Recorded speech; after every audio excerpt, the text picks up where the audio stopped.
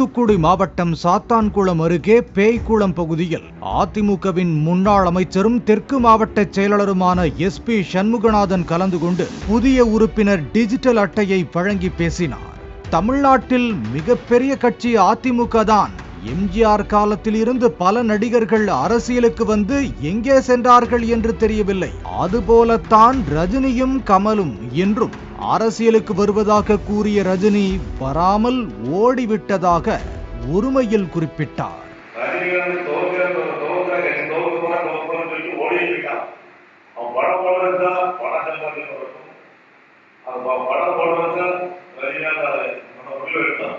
தமிழகத்தில் புதிதாக விஜய் அரசியலுக்கு வந்திருக்கிறார்.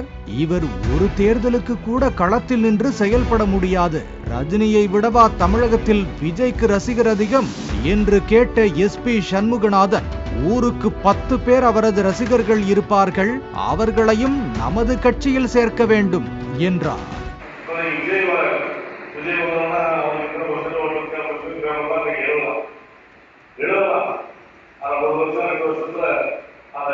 ஒரு இலக்கியம் கூட தாங்க முடியாத நிலையில போயிருவாங்க. இல்லையே நம்மளோட கூட்டணி சேர்ந்துதான் எதிர்க்கிற தலைவர் அந்தஸ்து புரிய முடியும். அவர் தனியாக ஒரு சீட் தான் வந்தார், நம்மளோட கூட்டணி சேர்ந்ததுனால எதிர்க்கிற ஒரு அந்தஸ்து கிடைச்சது. அதுக்கு மேல சூழ்நிலை அவர் பிறகு அந்த கட்சி அந்த அம்மாவோட கொஞ்சம் அவர் தலைவர் சென்று இருக்கு.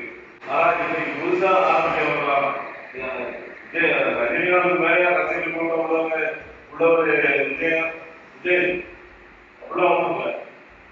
ஊருக்கு ஒரு 10 பையன் இருக்காங்க, இல்லைன்னு சொல்ல முடியாது. அதுதான் அதெல்லாம் இருக்கிற பையன்களே சொல்லி நம்ம கட்சியில் சேர்க்கணும்.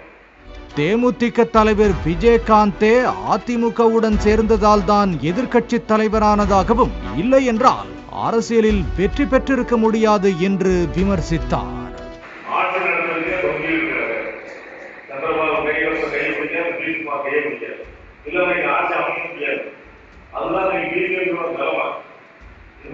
அதுக்கு பிறகு இந்தியா பொறுத்தவரை இடைத்தேர்தல் நாடாளுமன்ற தேர்தல் அதுல 13 இடம்ல ஒரு இடமா பாலிமர் செய்திகளுக்காக ஸ்ரீவைகுண்டம் செய்தியாளர் முத்துவேல்.